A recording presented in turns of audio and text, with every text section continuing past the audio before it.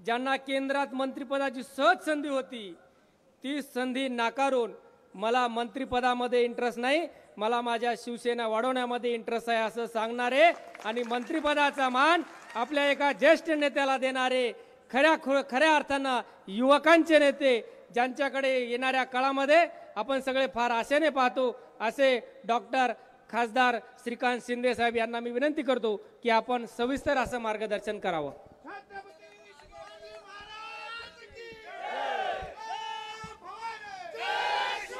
श्रीकांत शिंदे साहब तुम आगे बढ़ो, हम तुम्हारे साथ हैं। श्रीकांत शिंदे साहब तुम आगे बढ़ो, हम तुम्हारे साथ हैं। आता बरं वाटतं एकदम, आता एकदम शांत शांत चालू होतं सगळं। छत्रपती शिवाजी महाराज की जय भवानी। आज या नांदेडमध्ये पलीकडून आवाज येतो, पलीकडून परत एकदा आवाज द्या, परत।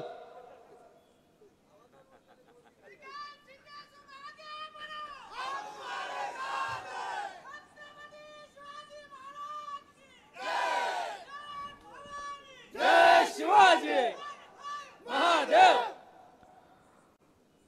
आज माळेगाव येथील खंडोबाच्या चरणी नतमस्तक होऊन त्याचबरोबर आज भगवान बिरसा मुंडा यांची देखील जयंती आहे आणि त्याचबरोबर गुरु नानक जयंती देखील आज आहे। तर सुवर्ण योग जो आहे आजच्या दिवशी चालून आलेला आहे। आज या नांदेडमध्ये नांदेड दक्षिण असेल, लोहा कंधार असेल आणि या नांदेड लोकसभा हे तिन्ही उमेदवार इथे उपस्थित होते आणि त्यांच्या प्रचारार्थ आपण सगळे लोक उपस्थित झालात। नांदेड लोकसभेचे उमेदवार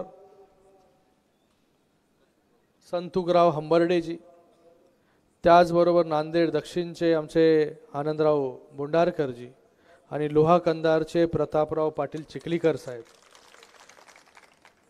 हे तिन्ही उमेदवार जे आहे आज उपस्थित होते। या तिन्ही उमेदवारांच्या प्रचारार्थ आपण ही बैठक घेतोय। याच्या अगोदर मी सकाळपासून 3 बैठका घेतल्या। धाराशिव म्हणजे मोठे जाहीर मेळावे, धाराशिव, उमरगा, परभणी आणि आता नांदेड। उद्या परत भंडारा आहे, नंतर कोल्हापूर आहे आणि असंच पूर्ण महाराष्ट्रभर जे आहे हे आपल्या उमेदवारांसाठी, महायुतीच्या उमेदवारांसाठी मेळावे घेतोय।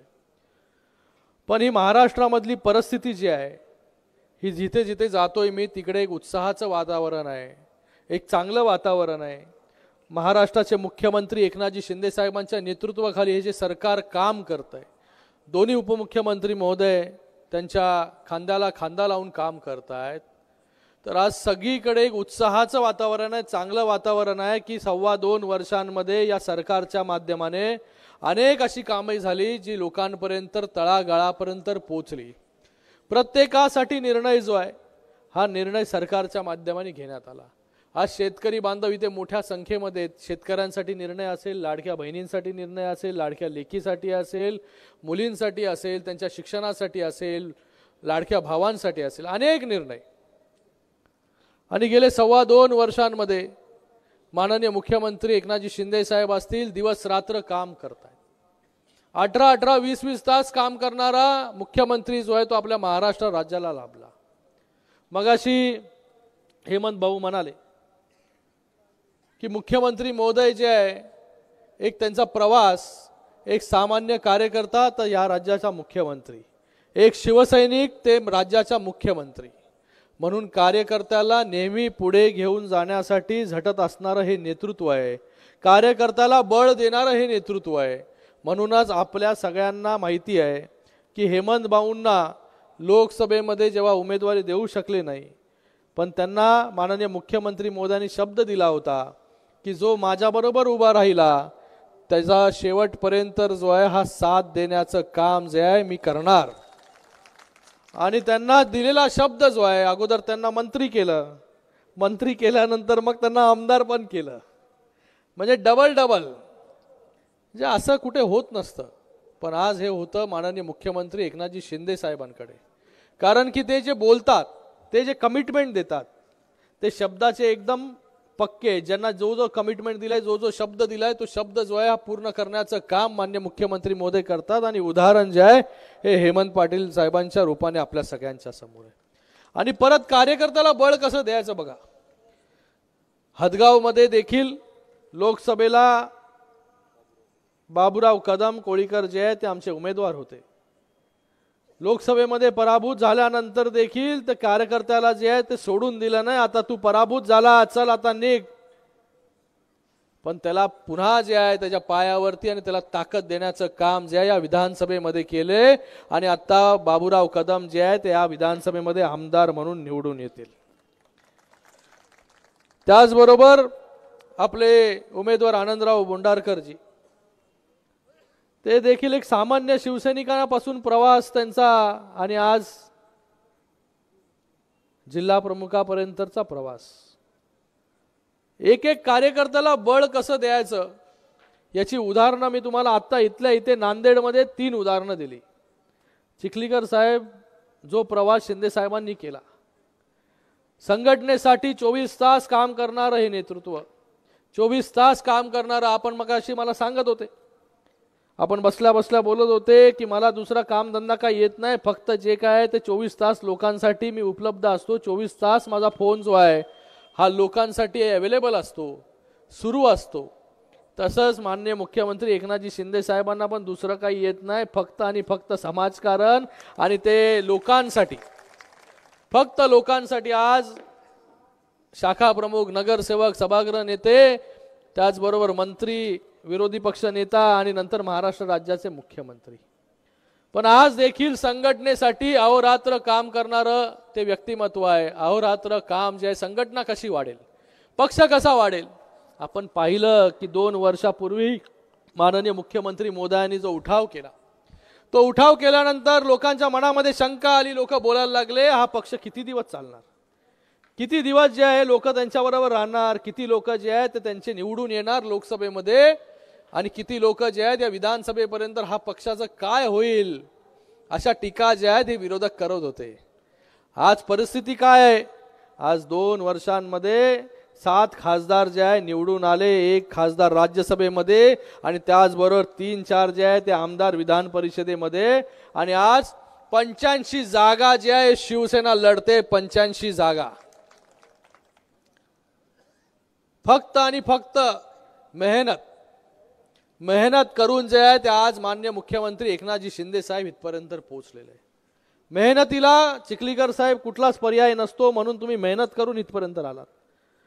तुम्ही तुमची गाथा जी आहे ती इथे सांगितली की कशा प्रकारे वेगवेगळ्या चिन्हावरती तुम्ही लढले, पण तरी पण लोकांनी तुम्हाला तुमचा पक्ष नाही बघितला, लोकांनी तुमचं व्यक्तिमत्व बघितलं.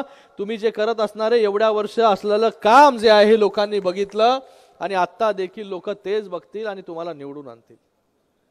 कारण की लोकांना आपल्यामध्ये असणारा कार्यकर्ता, नेता किती पण मोठा झाला तरी तो कार्यकर्ता म्हणूनच लोकांच्या मध्ये असला पाहिजे, तरच लोक त्याच्याबरोबर उभे राहतात. हे जे आहे ते लोकांनी वारंवार जे आहे हे याच्या अगोदर देखील दाखवून दिलेलं आहे. म्हणून शिंदे साहेब आज मुख्यमंत्री झाले तरी ते म्हणतात की मुख्यमंत्री मी झालो तरी मी सीएम नाही, कॉमन मॅन आहे, एक सामान्य माणूस आहे, एक सामान्य कार्यकर्ता आहे.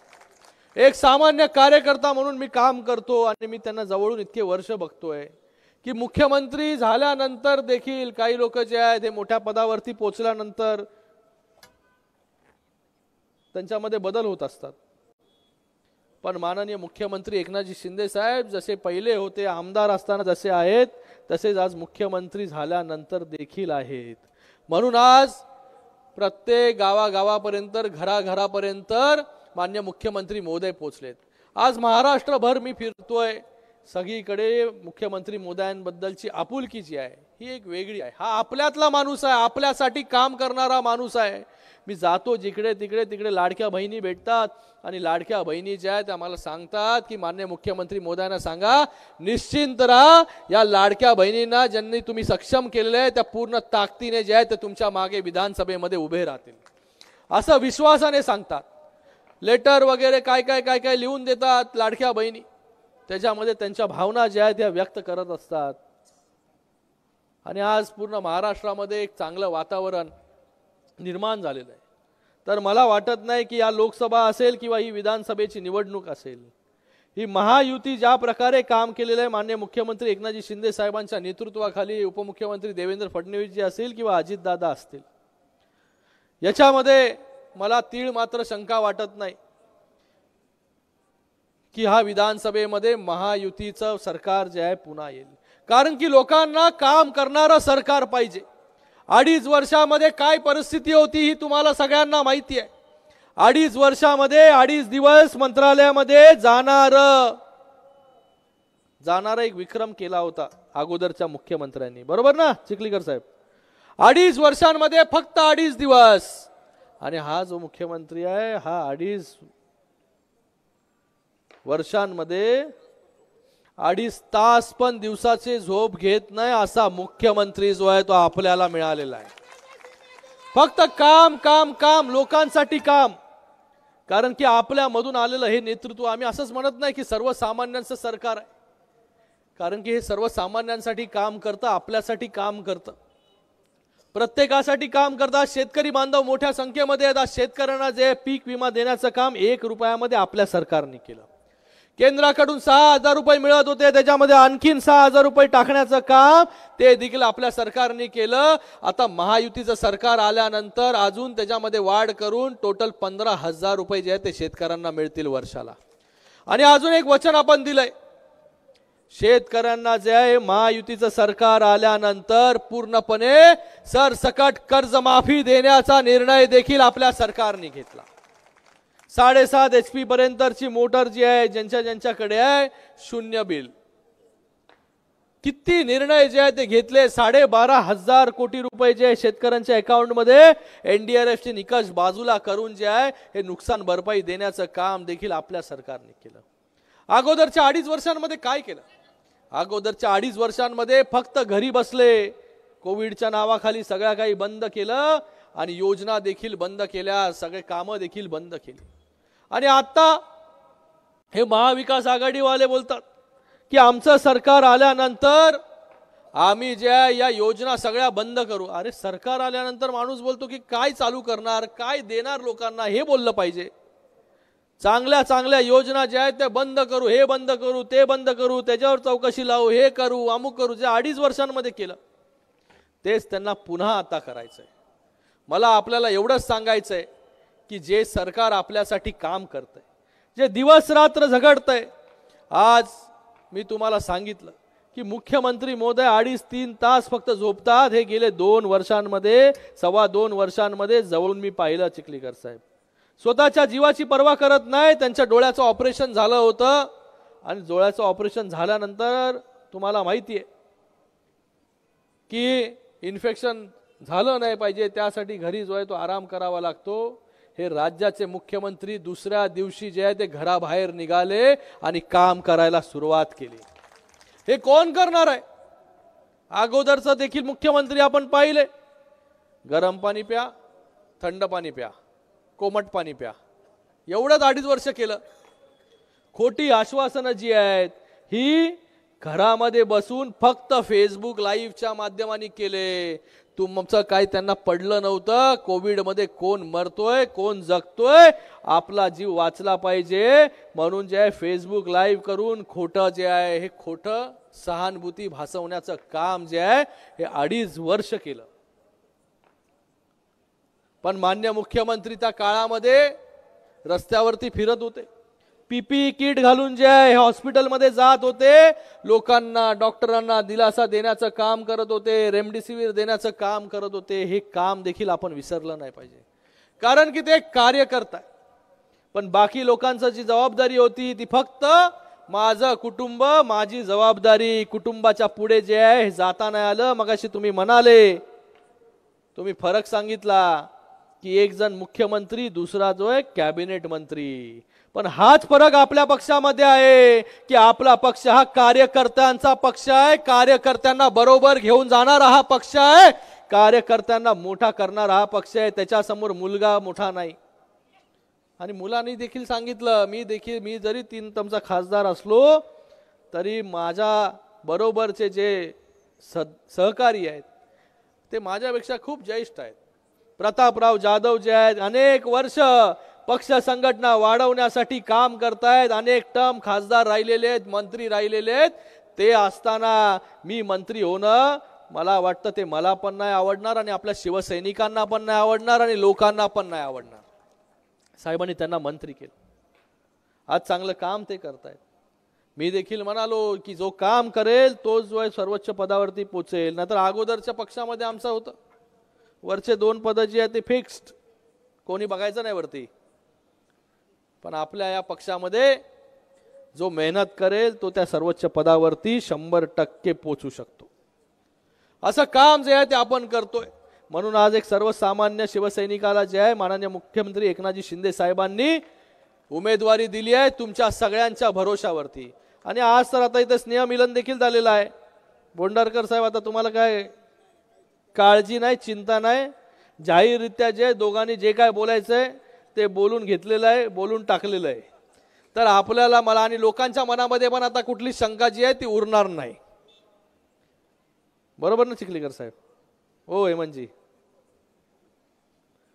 बघा तुमच्या दोघांच्या स्नेहमिलन झाल्यामुळे एका कार्यकर्त्याचा लाभ जो आहे तो होणार आहे आणि एक कार्यकर्त्याचा आमदार बनणार आहे. मला वाटतं ह्याच्यापेक्षा मोठी गोष्ट कुठली असू शकते? ज्या कार्यकर्त्याने दिवस रात्र काम केलं, पक्ष वाढवला, आज त्या कार्यकर्त्याला जे आहे, आणि तुम्ही हेमंत पाटीलजींचं पण खूप खूप धन्यवाद व्यक्त केलं पाहिजे नेहमी, की आपला नेता जो आहे तो आपल्या एका कार्यकर्त्याला कशा प्रकारे जो आहे हा तळ हातावरच्या फोडासारखं जपतो आणि त्याला पुढे घेऊन जाण्यासाठी जे आहे हे काम करतो आणि आपल्या वरिष्ठ नेत्यांकडे त्याची शिफारस करतो. आणि आज त्यांच्यामुळे देखील आज आपल्याला ही संधी मिळाली आहे. या संधीचं सोनं करा. आणि जेव्हा तुम्ही आमदार व्हाल या नांदेड दक्षिणचं, तुम्हाला मी सांगतो या मतदारसंघामध्ये ज्या ज्या गोष्टींची आवश्यकता आहे त्या सर्व गोष्टी देण्याचं काम जे आहे ते आपण करू. चांगले रस्ते जे आहे त्या नांदेड दक्षिणला पाहिजे, हॉस्पिटल पाहिजे, शाळा पाहिजे. आणि हा कलंबर कारखाना जो आहे ते हा कलंबर कारखाना हेमंतजी पाटील यांनी पुढाकार घेऊन जो आहे हा आता सुरुवात त्याची करणार आहे. त्यांनी पोफाळीचा कारखाना सुरू केला आणि त्या पोफाळीच्या कारखान्यामध्ये लोकांना जास्त भाव दिला. मला वाटतं शेतकऱ्यांच्या मागे उभं राहण्याचं काम हेमंतजींनी केलंय. मी आपल्याला सगळ्यांना विश्वास देतो, जसा पोफाळीचा कारखाना सुरू केला तसाच कलंबरचा कारखाना देखील आपण सुरू करू. आणि इकडच्या शेतकऱ्यांच्या जीवनामध्ये जो आहे एक चांगला दिवस जो आहे हा त्या दिवशी येईल. त्या दिवशी पुन्हा या कलंबर कारखान्यामधून जे आहे, या चिमणीमधून जे आहे हा सोन्याचा धूर जो आहे हा निघायला सुरुवात होईल.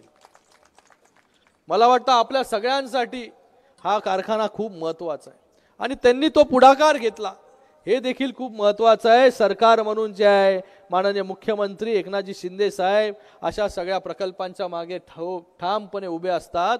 भविष्यामध्ये देखील आपल्या सगळ्यांच्या आशीर्वादाने, आता एक क्लिअर, आता कोणाला कोणी ज्योतिष नाही पाहिजे की कुठलं सरकार येणार आहे.